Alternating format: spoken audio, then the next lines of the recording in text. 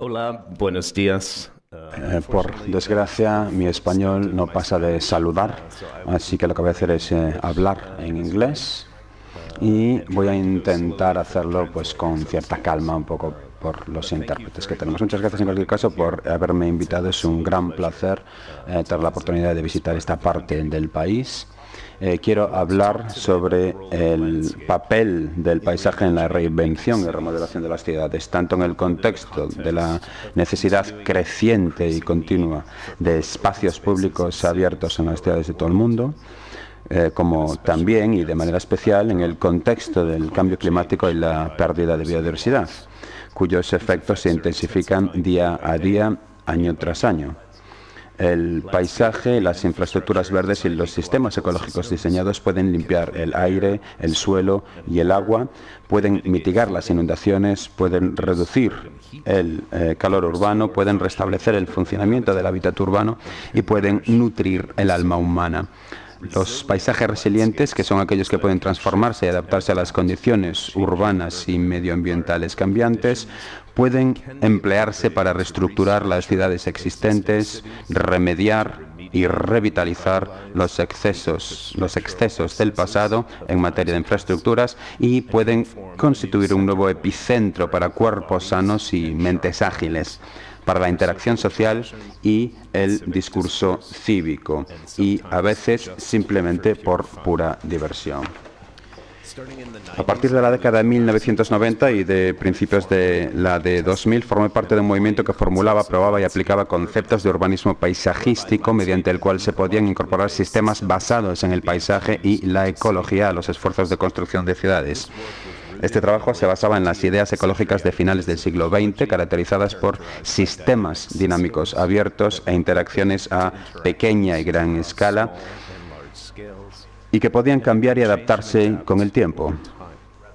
En lugar de iniciar el proyecto de construcción de ciudades solo con edificios y calles, planteamos que las ciudades podían construirse en torno a sistemas y dinámicas ambientales naturales o reconstituidos, como corredores fluviales y llanuras aluviales, por ejemplo, o en el caso de Galveston, en el estado estadounidense de Texas, que se ve en la imagen, hidrologías costeras y ecologías marinas. Como digo, lo que se ve en esta imagen son proyecciones de inundaciones a nivel del mar y el efecto de huracanes que han golpeado esta isla a lo largo de las décadas. La idea era que las ciudades formadas o reformuladas de esta manera podrían ofrecer relaciones más ricas y fecundas con el entorno en general, organizadas y experimentadas directamente a través de un ámbito público dinámico.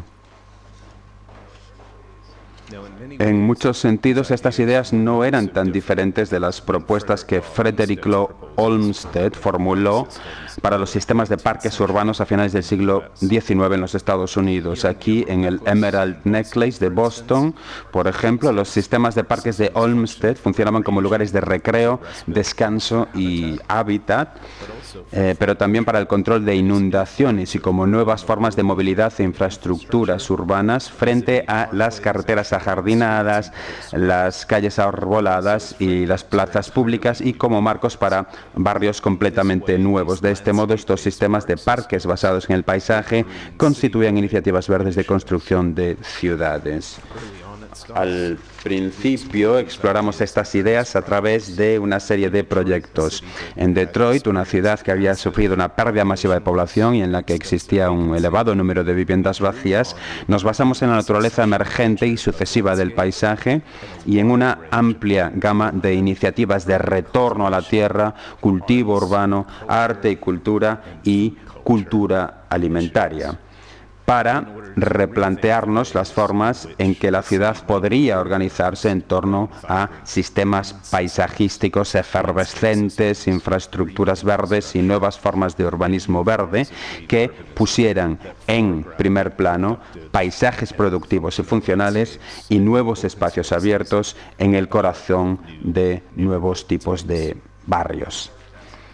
Y empezamos a plantear preguntas provocadoras. ¿Cómo podrían los primeros experimentos con inundaciones fluviales dinámicas y la devolución de espacio en la ciudad al agua y al restablecimiento de las ecologías y el hábitat urbanos, tal y como se imagina aquí en Milwaukee, en la región del Upper Midwest estadounidense.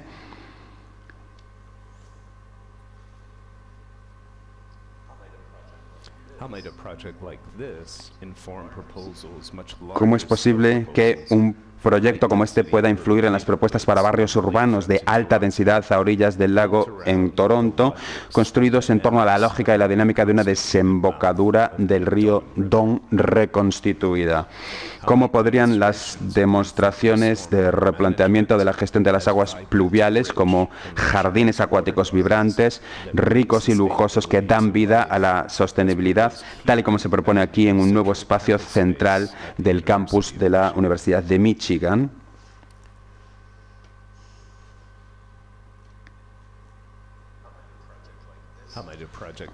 ¿Cómo podría, por tanto, un proyecto de este calibre servir de base para propuestas de barrios, de edificios de mediana y gran altura, construidos alrededor de las aguas pluviales residuales de la ciudad de Dallas, en Texas, recientemente reconvertidas en jardines acuáticos y bosques urbanos que dan vida y ofrecen biodiversidad y contacto directo con la naturaleza en el corazón de la densa ciudad? ¿Y cómo podrían utilizarse las especulaciones sobre las formas en que los sistemas hidrológicos a gran escala podrían servir de base para reestructurar y revitalizar el centro de Green Bay, en Wisconsin, organizando tanto nuevos espacios abiertos como nuevos proyectos de uso mixto alrededor de una ribera cívica diseñada para tanto las personas como para inundarse? ¿Cómo puede ser que proyectos de este tipo den lugar a propuestas a mayor escala en Galveston, en Texas, diseñadas para integrar paisajes inundables y adaptables que revitalicen barrios concretos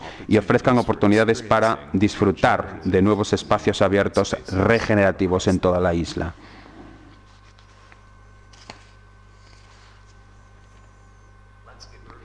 El urbanismo paisajístico también propone que las infraestructuras y los terrenos abandonados de décadas pasadas puedan reinventarse como espacios sociales, culturales y medioambientales esenciales que insuflen nueva vida a la ciudad. En San Luis, un sistema interconectado de 20 millas de vías verdes y nuevos paisajes urbanos que rompen las barreras construidas por la infraestructura de carreteras y autopistas del siglo XX y replantean como el centro de la vida comunitaria espacios infrautilizados. En Harvard, en la Universidad de Harvard, un nuevo paisaje público sobre un túnel vial que crea un nuevo centro de vida social en el campus, reuniendo a la comunidad académica con los residentes, trabajadores y visitantes que transitan por el espacio a diario. En North Adams, una antigua comunidad industrial del noroeste de Massachusetts, se ha presentado una propuesta para eliminar un paso elevado de la autopista construido en la década de 1950 y volver a unir el centro de la ciudad y un palpitante museo de arte contemporáneo con el río Hoosick, con nuevos espacios abiertos y con nuevas viviendas. En Boston, una iniciativa en curso para recomponer la zona de Chinatown, desgajada por la construcción de múltiples autopistas interestatales, con nuevas oportunidades de espacios abiertos, viviendas asequibles y servicios comunitarios sobre una autopista muy transitada, líneas ferroviarias activas y un metro. Y en Cambridge, un proyecto único de demostración de silvicultura urbana que revitaliza uno de los espacios abandonados e infrautilizados de una parte de la ciudad con acceso limitado a espacios abiertos, bajo porcentaje de cubierta arbórea y un intenso efecto isla de calor urbano, donde el crecimiento y la adaptación forma parte del núcleo de esta propuesta. Comenzamos a ver una animación que nos habla no solo del crecimiento de los árboles, sino de esa competencia entre los árboles para ver cuál de esos árboles está mejor, digamos, preparado para sobrevivir en ese espacio. Este es un experimento, un proyecto experimental. Se plantaron 400 nuevos árboles, 25 especies de árboles nuevas, y la idea era pues tener una forma de controlar esa sucesión natural para permitir que los propios árboles nos digan cuáles son idóneos para este lugar. Y para hacer esto se necesita que la autoridad municipal te lo permita y trabajar con algún tipo de socio que te permita llevar a cabo pues operaciones de manutención un poco para garantizar el éxito de este tipo de proyecto. Es un proyecto que además crea una barrera frente a las carreras transitadas, limpiando el aire y el agua, restablece además la biodiversidad en la cubierta arbórea urbana. Y aquí podemos ver secuencias de imágenes de un año hasta 3 años después de la plantación, y se trata de un proyecto que crea un nuevo espacio comunitario para que las personas experimenten directamente dentro del bosque los beneficios que este bosque urbano adaptable ofrece para la salud y el bienestar individual y colectivo, incluidos el aumento de la sombra y la reducción del color. También ofrece oportunidades para interactuar con la naturaleza y pues con el resto de las personas en el corazón de la ciudad. Este sería un proyecto, por tanto, que continúa creciendo a lo largo del tiempo y que seguirá funcionando de esta manera en el futuro. En la actualidad, esas mismas ideologías fundamentales del urbanismo paisajístico están evolucionando para abordar tanto los efectos del cambio climático como las nuevas agendas sociales. Aquí podemos hablar de el aumento de la intensidad y la frecuencia de las tormentas, los huracanes y los daños causados por las inundaciones y el viento que estos traen consigo. Podemos hablar de las inundaciones fluviales y del aumento del nivel del mar que se espera ocurra en el futuro. En otros lugares podemos hablar de sequía y escasez de agua, pérdida de biodiversidad y aumento de la intensidad de los incendios forestales urbanos, aumento de las temperaturas agravado por las superficies duras y la falta de cubierta arbórea en las ciudades, y una evidencia clara de que los más vulnerables socialmente y con menores ingresos entre nosotros y en nuestra sociedad experimentan los efectos del cambio climático de forma más directa y más intensa. Ante estos retos debemos pensar de manera diferente a la hora de diseñar ciudades y nuevos espacios urbanos, utilizando las características de los paisajes resilientes como punto de partida, pasando de sistemas rígidos a sistemas flexibles, pasando de una concepción del mundo como algo estático a una concepción dinámica y en constante cambio, pasando de sistemas y espacios singulares a sistemas y espacios multifuncionales y con múltiples capas, y pasando de una mentalidad de lucha o resistencia contra las fuerzas ambientales a una mentalidad de colaboración y adaptación a esas fuerzas ambientales. Este vídeo de nuestra propuesta sobre la remodelación de una antigua planta industrial y eléctrica con un paseo marítimo público, nuestras viviendas y servicios comunitarios y comerciales, así como espacios de trabajo, captura la esencia de muchas de estas ideas. Espacio urbano multifuncional, protección frente a las inundaciones, acceso público, construcción y fomento de comunidad, incrementar la cubierta arbórea, desarrollo económico, todo construido en torno a ese marco paisajístico y en torno a ese tipo de pensamiento adaptativo. Esto sería un poco un punto de partida. Ahora voy a entrar un poco más en detalle en relación con 3 proyectos más recientes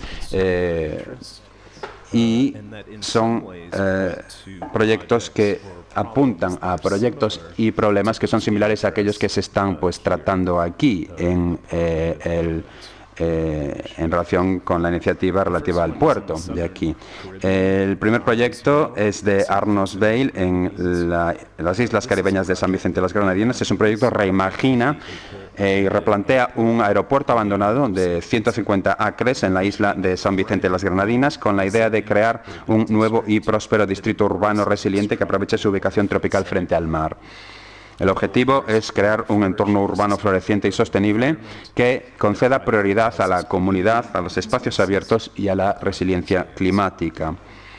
Aquí tenemos una imagen de el lugar en la actualidad. Vemos que hay tierras bajas, inundaciones procedentes de las colinas situadas más arriba, a la derecha del aeropuerto en esta imagen. Inundación, en este ejemplo, inundaciones procedentes de la erosión del río al sur del aeropuerto, vulnerables al aumento del nivel del mar y a las marejadas ciclónicas al final de la pista de aterrizaje. Y vemos que hay una actividad y el deseo aquí es crear nuevas formas de resiliencia y actividad y barrios y construcción de ciudad, reteniendo esa actividad deportiva que ya existe e incluso ampliándola, y también manteniendo una serie de edificios clave en términos de patrimonio que existen en la zona. El marco del plan se organiza en torno a sistemas paisajísticos, con la adaptación de la pista central del aeropuerto como espacio abierto central. O sea que aquí la pista del aeropuerto se convierte en este espacio abierto largo. Las colinas de arriba pues se canalizan de manera que se irriga un canal urbano en la parte septentrional que evita que vengan inundaciones desde las colinas hasta la zona central. Aquí tenemos ese rediseño de esta zona para reconducir el agua. Esto sería un poco el lugar donde se sitúan las nuevas instalaciones deportivas, recreativas, culturales, y un efervescente conjunto de barrios que se sitúan a lo largo de la antigua pista de despegue y aterrizaje. Estos son las imágenes o los gráficos en los que se basa el plan. Entonces, en vez de empezar con calles y edificios, empezamos con el paisaje, un poco más en general. Aquí, por tanto, podemos ver esos canales de agua. Vemos que el agua cae de las colinas y se captura por una serie de canales en este borde. Aquí tenemos un poco el río y la zona de inundación, y aquí la zona costera que se está adaptando con vistas a dar esa protección frente a diferentes marejadas ciclónicas. Tenemos aquí un bulevar verde. El río vemos que se convierte en un canal que se conecta con el campo para atletismo, la pista de atletismo, y esto se reconstituye como un espacio medioambiental social a lo largo de la ribera. Y después tenemos la pista de aterrizaje, que se organiza como una serie de paisajes. Esto es lo que significa iniciar un gran proyecto de desarrollo con sistemas paisajísticos, y después un poco introducir e incorporar los sistemas de vivienda, los barrios en torno a esa zona. Aquí tenemos una imagen del canal septentrional. Vemos ahí las diferentes instalaciones para conducción del agua. Se diseña de una manera que fluctúe en función de la estacionalidad. Y esta es la nueva zona en la ribera del río. Vemos esa estabilización por una parte, esa repartación de vegetación para incrementar la funcionalidad y la biodiversidad. Y también vemos que hay una serie de vías para ciclables, para bicicletas, para personas, para peatones. Y aquí tenemos un poco lo que sería ya la zona costera, protegida por esa acción de las olas y ampliado con esa zona de manglares que contribuye a limpiar el agua, incrementa la vida y la sostenibilidad, y una serie de terrazas y zonas de paseo que hacen que esto sea un destino público que está abierto a la residencia o la habitación del conjunto de la isla, tanto para los residentes como para los visitantes. Estas redes de paisajes se enmarcan diversos tipos de edificios organizados alrededor de la antigua pista de aterrizaje, lo que incluye nuevas viviendas, zonas de trabajo y vivienda, zonas comerciales y instalaciones culturales y recreativas, así como instalaciones turísticas. O sea, que se ha construido para que existan allí los residentes y habiten allí los residentes, pero también para invitar a otras personas que no necesariamente residan allí.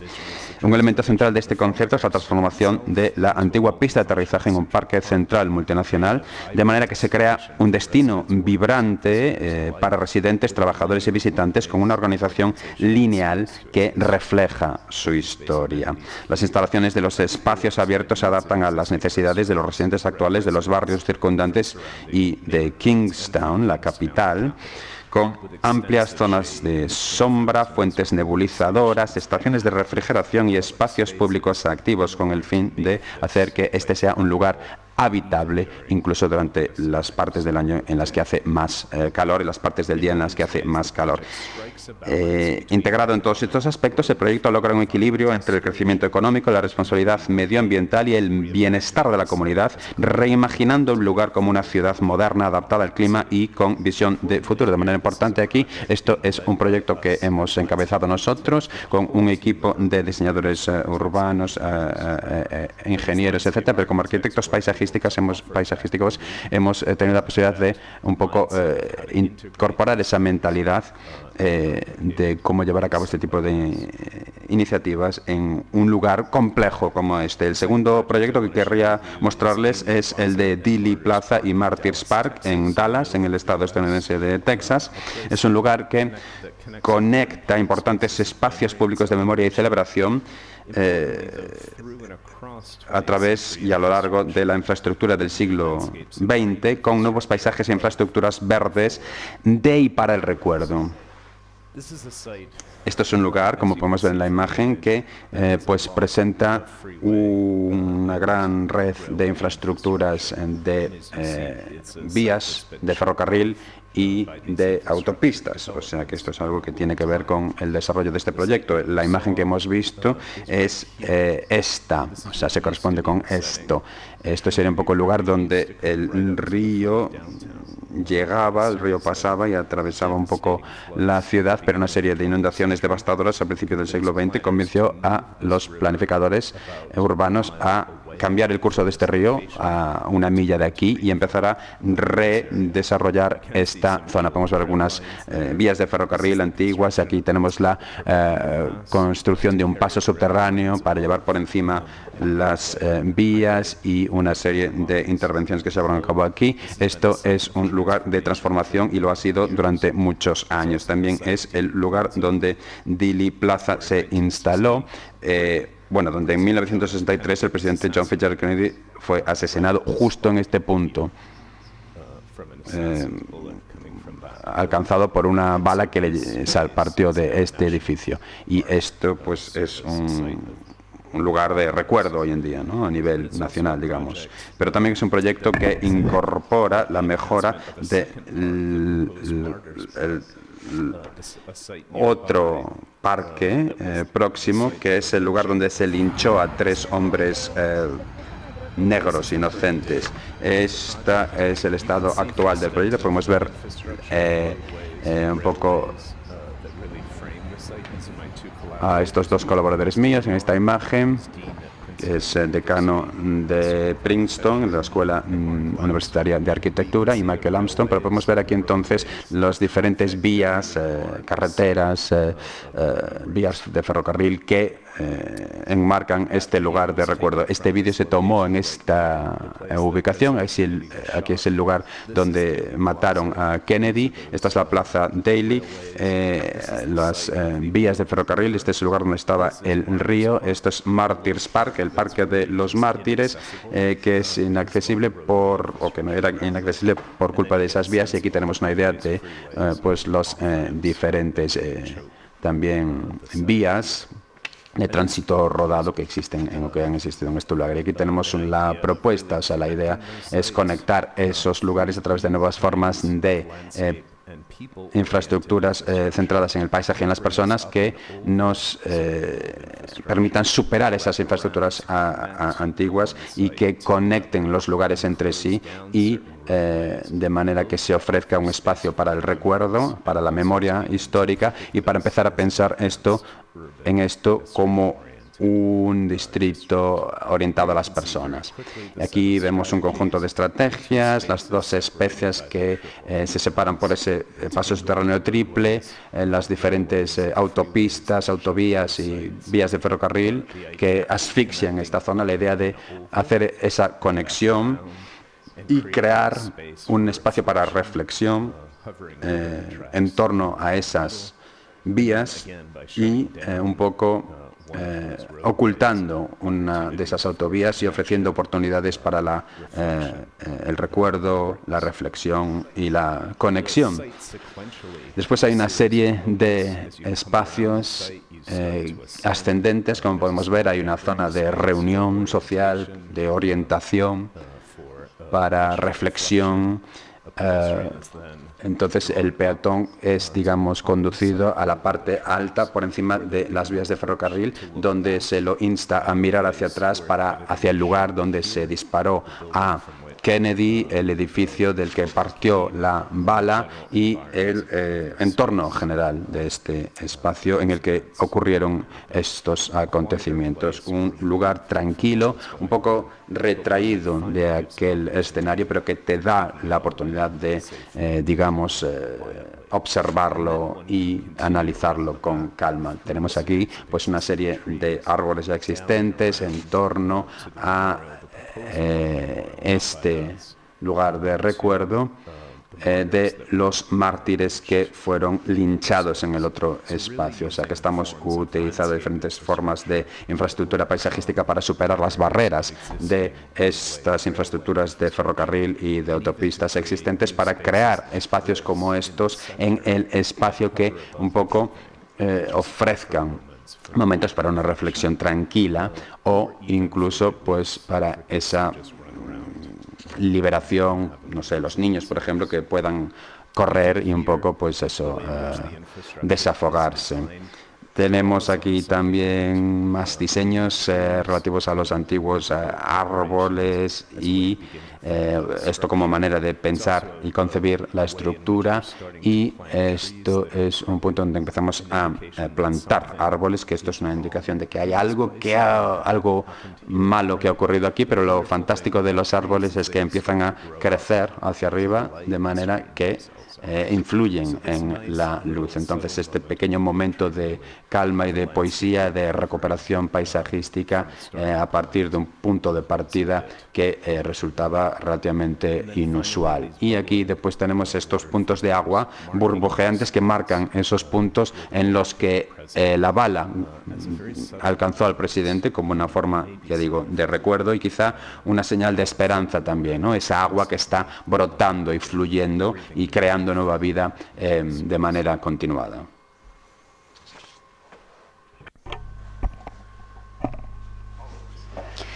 Todo esto, de alguna manera, se entrelaza y nos lleva de nuevo al río Trinity, con una gran plantación de árboles y donde se tratan pues todas las cuestiones de agua para dar de alguna manera una zona de amortiguar toda la contaminación, etcétera. Un emplazamiento, digamos que reimaginado para involucrarnos mejor con él y darnos una forma mejor de poder tener ese recuerdo y también establecer ese discurso entre la ciudadanía. Y por último, el Parque Mauchly en Boston, en mi ciudad natal, en Massachusetts, un plan que transforma una de las zonas del litoral, espacios abiertos más grandes de Boston, a partir de unas instalaciones recreativas que eran destinadas a un único uso, y transformarlas en algo multifuncional y resiliente, un parque para la comunidad de este siglo XXI. Es accesible por transporte público y a 15 minutos de toda una amplia gama de vecindarios. Mauchly es un parque sin precedente para estas comunidades adyacentes y para todo Boston, un parque que nos permita un acceso equitativo a un espacio de litoral abierto de alta calidad, con recursos comunitarios, espacios deportivos, donde se puedan organizar eventos para cualquier edad, etcétera.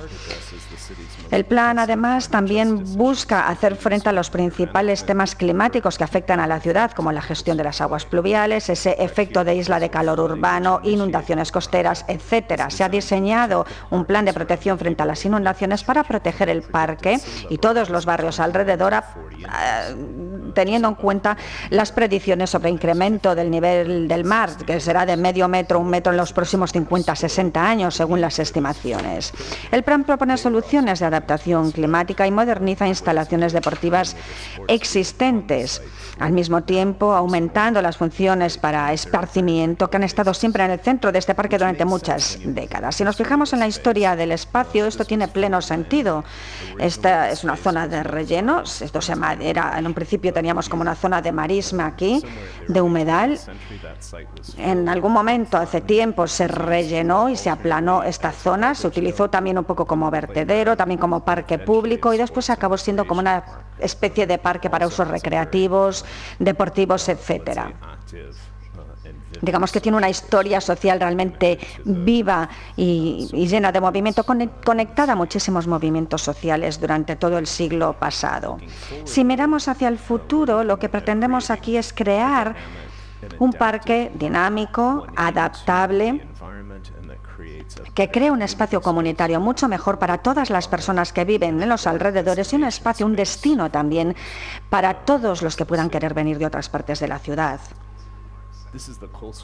Esta es un poco la parte más del litoral en la que se tratará ese tema de las crecidas, inundaciones. Aquí tenemos como un muro de contención que entra en toda esta zona y que nos permite crear una especie de topografía aquí que se puede inundar a lo largo del tiempo y que nos permitirá el desarrollo de este nuevo parque del litoral dinámico con todas esas experiencias asociadas. Aquí vemos una animación de lo que pasaría. Tendríamos un día normal en el parque.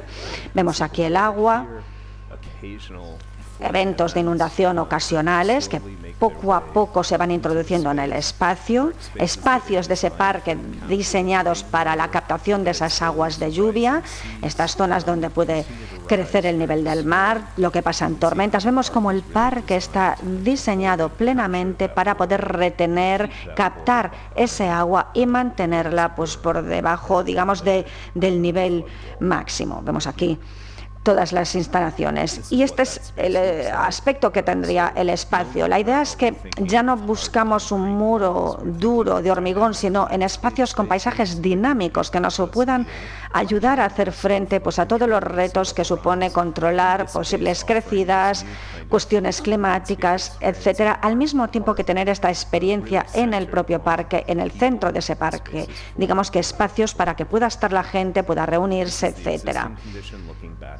El parque estaría aquí. Esto es lo que tenemos en este momento y tenemos estas proyecciones y estimaciones no solo en cuanto a crecimiento del nivel del mar, sino a muchas otras cuestiones. Hemos rediseñado los límites del parque para hacer frente a todo esto y hemos también introducido como otras cuencas para recolección de esas aguas pluviales y hacer frente también a cualquier posible evento que esto pueda causar.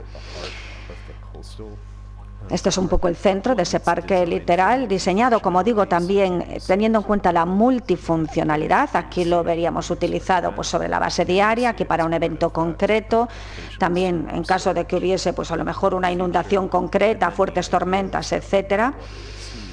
Y después también ideas sobre qué hacer cuando ese agua vuelve a bajar y esto vuelve a utilizarse para usos cotidianos y habituales. Vemos aquí más imágenes del parque con todas esas zonas de paseo, espacios también para las distintas reuniones de personas de distintas edades, comunidades, para niños, adolescentes.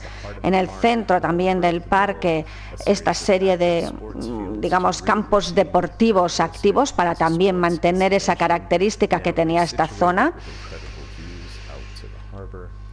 Y más imágenes aquí en general que nos muestran que es un parque que va a utilizar espacios muy infrautilizados, algo que era monofuncional, que tenía problemas con inundaciones, crecidas, etcétera. Cómo esto se transforma y se traduce en un espacio, en un espacio multifuncional, adaptado además a problemas climáticos y que por lo tanto está más adaptado también a las necesidades actuales de las personas. Gestión, por lo tanto, de inundaciones del litoral, hacer frente también a ese efecto de isla de calor urbana. Todas estas cuestiones, como se ven, están sobre la mesa y buscan también aumentar la biodiversidad urbana y funcionar todas juntas para lograr un objetivo general y concreto, que es conseguir un destino más biodiverso, más multifuncional, que sirva para todos los vecindarios y que además busque hacer frente a los efectos más dramáticos del cambio climático ante un panorama de crecimiento claro de esta ciudad.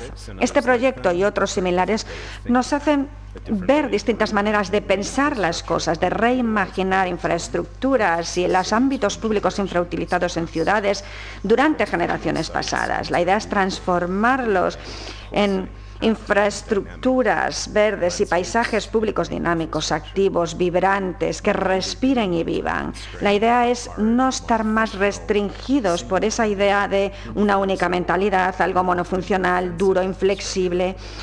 esas infraestructuras defensivas del pasado, sino que lo que buscamos con esto es reimaginar nuevas maneras de crear espacios ricos desde el punto de vista ambiental, cultural, social, mejor adaptados al cambio climático y con más capacidad de responder a las exigencias actuales y los deseos de qué es lo que debe ser vivir en una ciudad y qué es lo que debe ser la vida en comunidad y para la ciudadanía. Hablamos de ciudades y paisajes públicos que se enriquecen y revitalizan, se reposicionan para hoy, para el mañana y para el siglo que está por venir. Muchas gracias.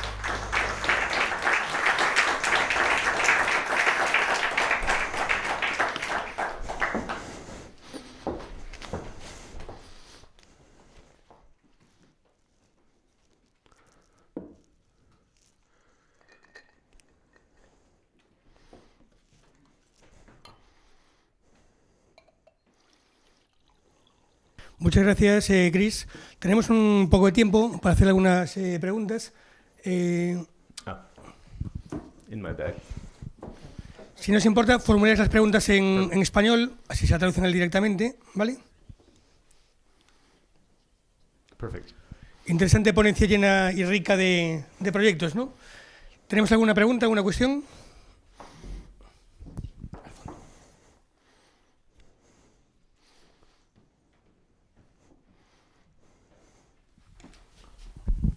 Sí, hola. Me ha interesado mucho varios de los proyectos que has puesto y sobre todo me interesa cómo este cambio de paradigma que expone acerca de infraestructuras más resilientes e introducir el dinamismo en la ciudad ecológico,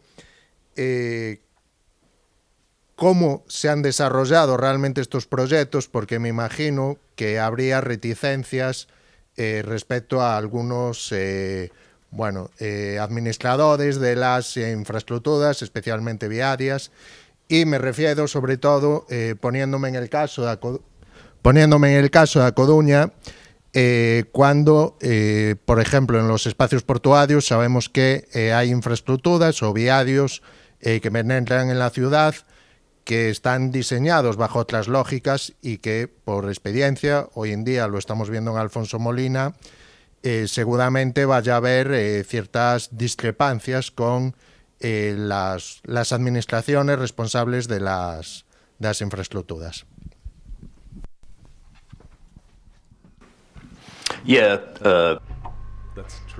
Sí, la verdad es que es una pregunta, muy interesante desde muchos puntos de vista. La idea de todas estas personas involucradas es un poco ayudar a avanzar. Por eso ya no estoy en el sector académico, sino más en el sector profesional, intentando pensar directamente con los clientes cuando tenemos un nuevo proyecto, cómo abordar todo esto.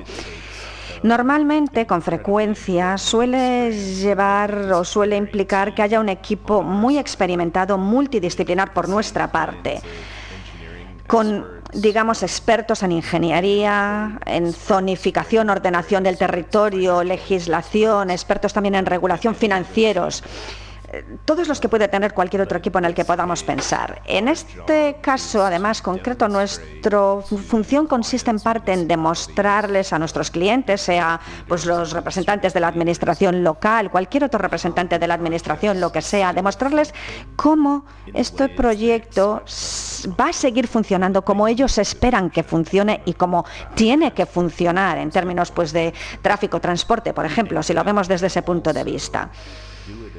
Y se puede hacer así y se puede hacer además de forma que esto tenga un aspecto distinto al que quizás hayan imaginado. Esto nos lleva pues a conversaciones con muchísima paciencia. Muchas veces además exige que los expertos, por ejemplo los ingenieros, expliquen ese proyecto al cliente y también a sus ingenieros, ¿vale? No yo, digamos que ingeniero, por ejemplo, tienen que poder hablar de manera que tengan claro, esto va a funcionar como se espera que funcione y cumple con todos los mismos criterios que nos estás pidiendo que cumpla el proyecto. los cumple, pero lo estamos transformando, haciendo que esto sea multifuncional al mismo tiempo. Esto no facilita la labor, simplemente hace que las conversaciones sean más largas, etcétera. Y a veces también hay un toma y daca, ¿no? Una cierta cesión. A veces hay algunas infraestructuras, por ejemplo, que bueno, es demasiado complicado moverlas, trasladarlas, sacarlas. Así que, ¿cómo sorteamos eso, ¿no? ¿Cómo trabajamos a su alrededor, digamos, para conseguir alcanzar los objetivos y ambiciones que tenemos? Paciencia, conversaciones largas, con paciencia, pensar además mucho, porque para nosotros nunca hay una mejor solución para estos problemas. Puede haber múltiples variaciones que podemos a lo mejor probar y demostrar para llegar a una respuesta que realmente pueda funcionar para todo el mundo. En el último proyecto que mostraba, el del Morley Park, por ejemplo, nosotros no queríamos ese muro de retención frente a las inundaciones dentro de esa especie de terraplén que veíamos en este paisaje. No queríamos eso, porque para nosotros nos parece el paisaje de por sí y esa especie de terraplén lo pueden hacer, pero el regulador lo quería, así que hay que alcanzar un compromiso. Bueno, queremos este muro, vale, pues lo tiene que haber, pero lo cubrimos un poco con el paisaje. Consigue lo que queremos conseguir y hace que el regulador, la parte administrativa, se ponga menos nerviosa, por así decirlo. Siempre se pueden alcanzar estos compromisos más o menos sanos y que satisfagan a todos. ¿Alguna otra pregunta?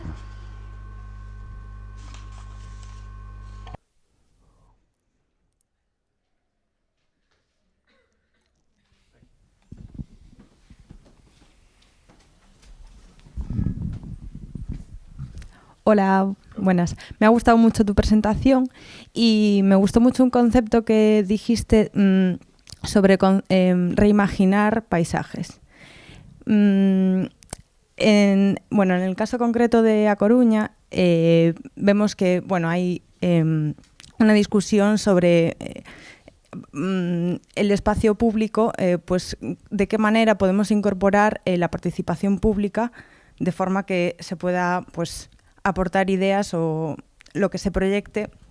¿Nos podrías dar algún ejemplo de los proyectos que has presentado que pueda ilustrar de qué forma podemos incorporar a la población para que se encuentren dentro de las ideas que se proponen? Sí, claro.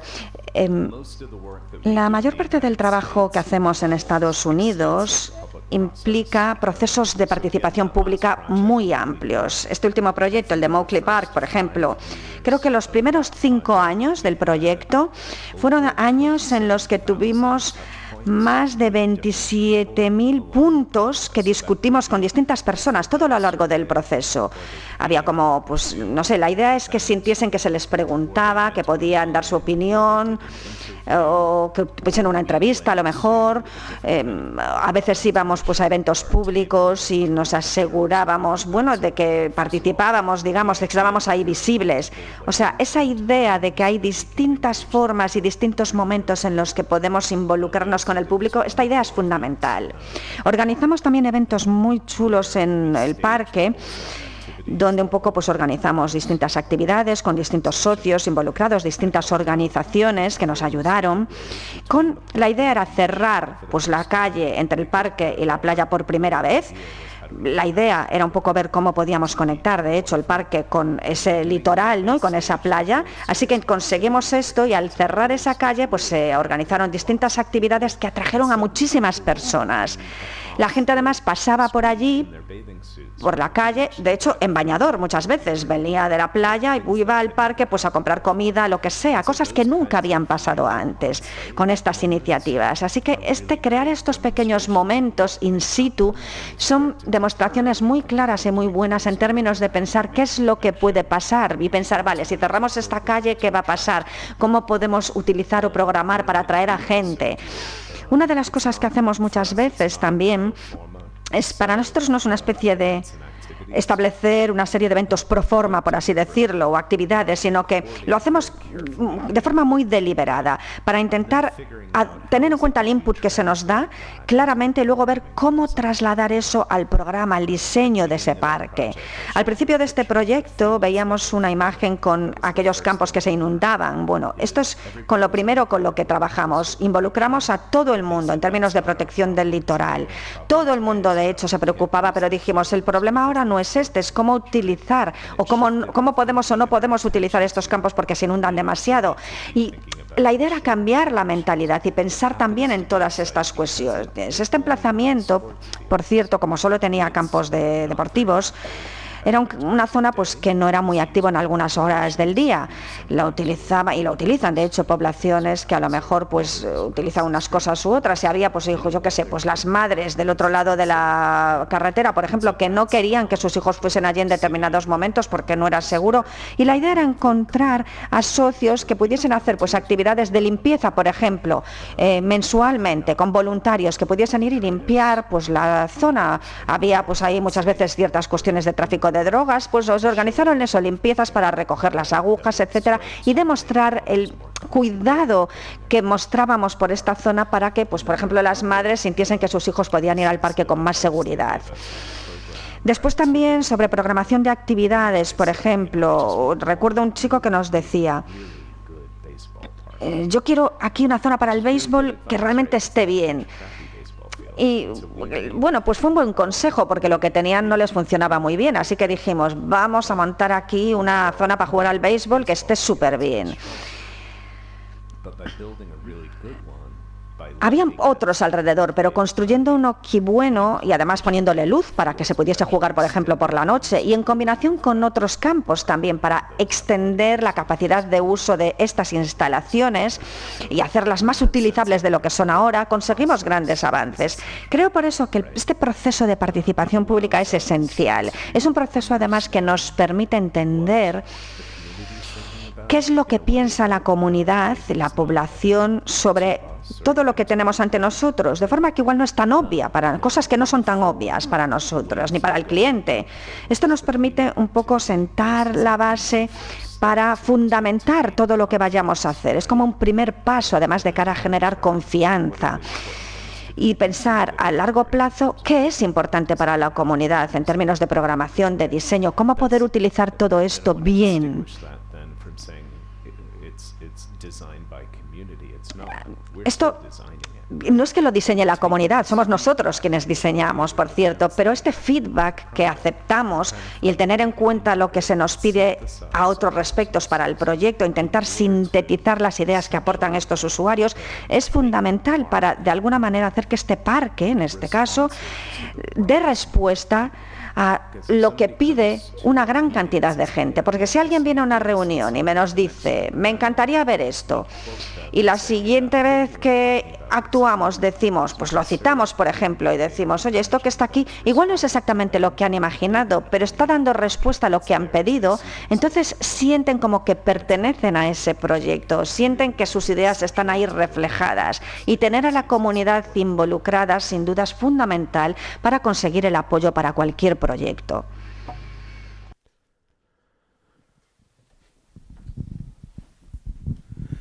Muchas gracias por la ponencia. Quería preguntarle dicho a grosso modo, de hacer las cosas bien o hacerlas mal, ¿no? Hacer sistemas flexibles, dinámicos, naturalizados, socialmente aceptables, hacerlos rígidos, estáticos. ¿Qué diferencia tenemos en los costes? Porque muchas veces el regulador... el coste es un factor muy importante. ¿Cuál es la dinámica de costes con respecto a hacerlo, entre comillas, bien o mal?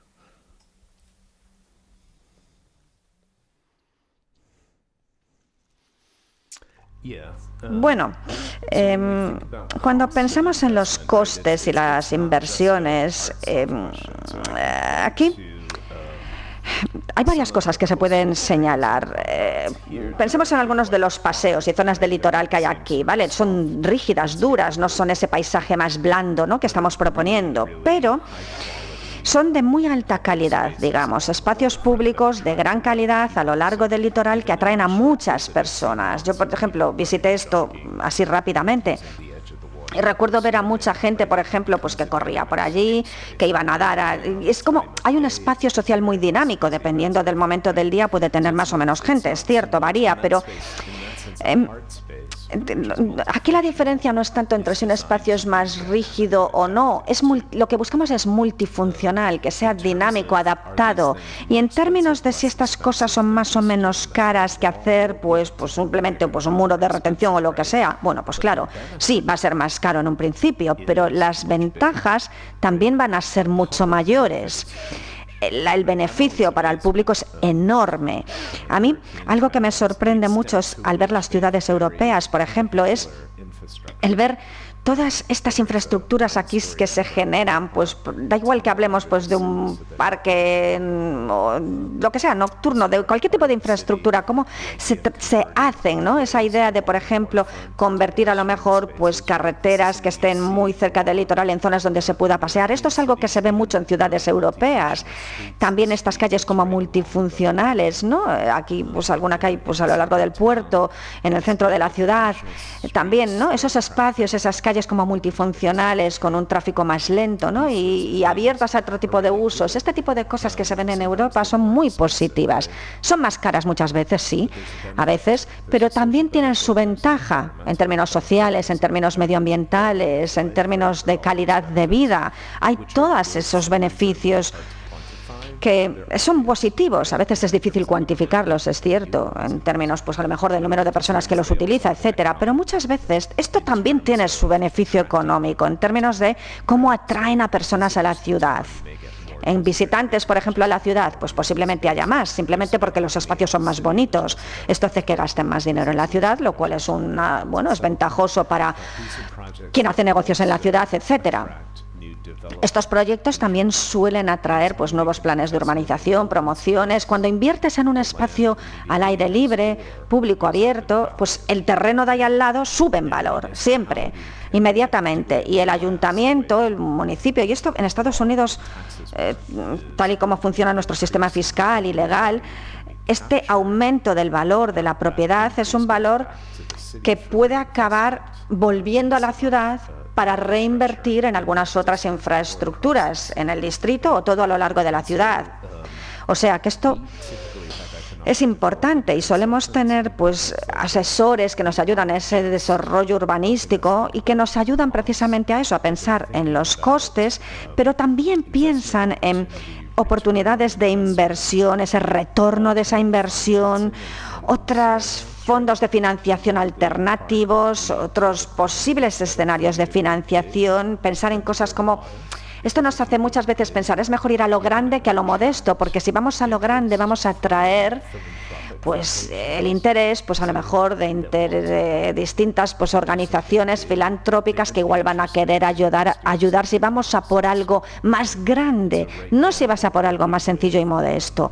Ahora, por ejemplo, trabajamos muchas veces con una empresa de desarrollo económico para intentar pensar en nuevas formas de gobernanza, buscar pues mecanismos de financiación, crear pues alianzas con el municipio, con la ciudad, que puedan aumentar las oportunidades económicas de cualquier proyecto, de manera que incluso si tenemos un proyecto más caro, el retorno de esa inversión puede ser también mucho mayor, así vamos a por un proyecto más simple y más barato. Creo que este es el mensaje que puedo trasladar.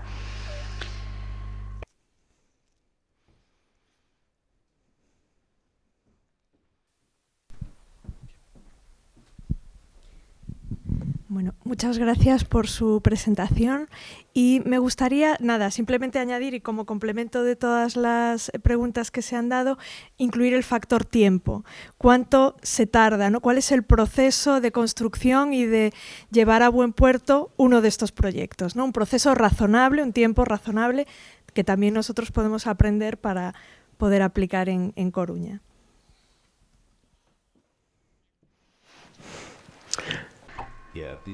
Bueno, estos son proyectos grandes que llevan mucho tiempo y tardan tiempo porque son complicados desde el punto de vista físico, desde el punto de vista del regulador, desde el punto de vista de la propiedad, a veces también cuando hablamos de zonas portuarias, y complicados también desde el punto de vista de quién a lo mejor pues va a poder utilizar o tener pues digamos el arrendamiento de una parcela determinada o no, hasta cuánto va a durar, etcétera. La logística también, todas las cuestiones de desarrollo, de promoción, todo esto entra ahí y hay que ponerlo un poco en la ecuación a la hora de involucrarse en un proyecto como este.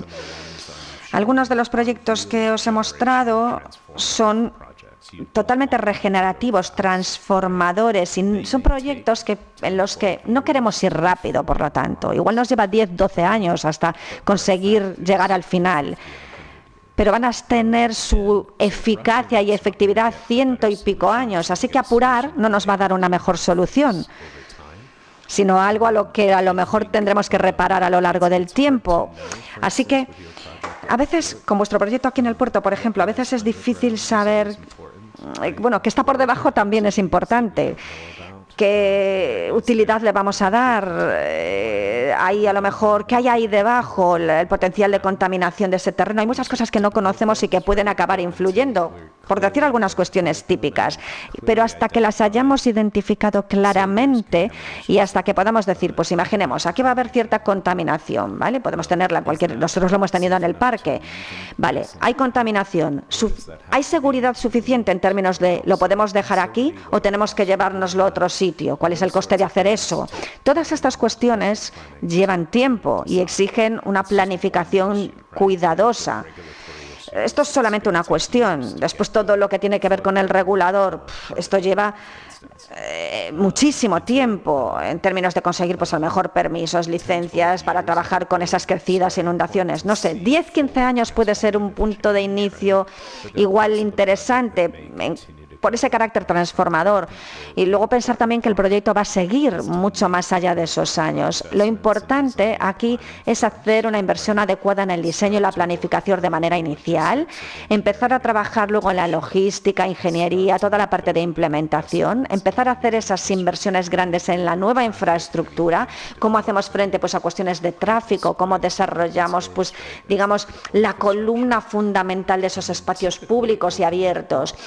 Se empieza con eso y luego eso se va abriendo de alguna manera al sector privado para que entre y contribuya pues con proyectos específicos de desarrollo que puedan ayudar a seguir avanzando con el proyecto y bueno, a conseguir esa inversión final que podemos necesitar. Esto ya hay que programarlo en etapas, va a llevar tiempo, pero a nosotros una de las cosas que también nos interesa mucho es pensar en cómo hacer que ese periodo intermedio resulte también de interés para las personas, cómo abrir esto, cómo pues durante varias etapas organizar, yo que sé, festivales, cosas diversas, un poco en el Mauchly Park, por ejemplo, cuando es como un poco lo que describía, cuando se cerró esa calle y se dio acceso a un espacio público al que antes la gente no tenía acceso, cómo esto muestra mucho potencial también para el futuro. Hay muchísimas cosas en ese tiempo de aquí a que se finalice el proyecto que se pueden hacer. Hay una planificación inicial, pero hay toda una regeneración de actividades provisionales intermedias que también tiene su interés. Bueno, pues una última pregunta que te voy a formular yo, ¿no? Situar el paisaje como recurso básico del diseño urbano, ¿no? Fue un revulsivo a nivel académico en Harvard, ¿no? En el año 2006, ¿no? Ahí apareció el urbanismo del paisaje, el urbanismo ecológico, el urbanismo de procesos en los países nórdicos, en España el urbanismo ecosistémico, ¿no? Todos estos movimientos, ¿no?, que han ido apareciendo con mayor o menor fortalezas y debilidades, nos sitúan ahora mismo en dónde, ¿no? ¿Cuál es el punto de reflexión ex novo, ¿no?, en el año 2025 o en los últimos años, ¿no?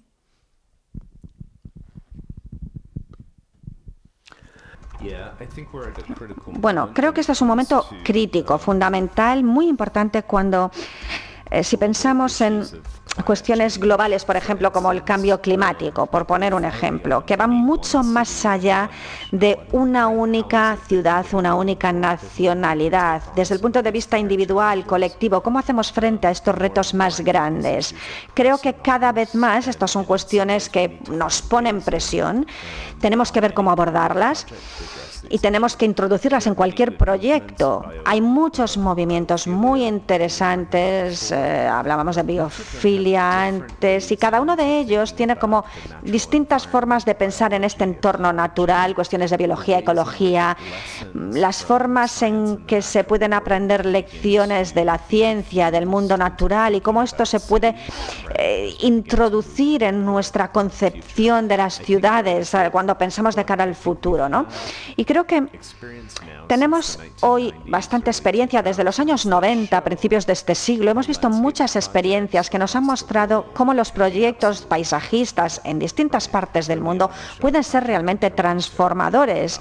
Había un proyecto que veíamos en Toronto, en la desembocadura del río. Ahí fue un concurso al que nos presentamos, lo perdimos, pero la empresa que lo ganó implementó un poco todo su proyecto en ese río, y al principio del desarrollo, bueno, pues se empezó a trabajar con muchos vecindarios y vimos que había ideas similares que ahora se están construyendo. Son evidencias claras de que proyectos como este y otros proyectos en toda Europa, hay algunos también, por ejemplo, en la ciudad de Nueva York, con distintas piezas antiguas de infraestructura, con el paisaje, proyectos e ideas que nos han ayudado a transformar, por ejemplo, en Nueva York el paisaje de Manhattan. Son ricas desde muchas perspectivas sociales, entre otras. O sea que hoy tenemos pruebas de que este tipo de estrategias funcionan. Del punto de vista social, cultural, añaden a las ciudades, no les restan nada. Y creo que el reto ahora es, en lo que estamos pensando ahora, más últimamente, teniendo en cuenta ecología y todas estas cuestiones, es cómo seguir avanzando con estas ideas y cómo pensar en ellas no solo desde un punto de vista científico, tecnológico, sino también la parte humana, la idea de que pues un niño, una persona mayor pueda acceder a un espacio exuberante, verde, lleno de vegetación y sentirse bien, sentir pues esa frescura que hay en esos espacios, interactuar con la naturaleza, bajar como el hardware un poco, ¿no? La idea es cómo poner esto, y podemos ponerlo en el centro de una ciudad llena de vida, y creo que eso es un gran potencial para todos nosotros cuando pensamos en qué hacer de cara al futuro. Muchas gracias. Bueno, creo que lo dejamos aquí. Muchas gracias, Chris, por tu conocimiento, reflexiones y generosidad. Un gran aplauso.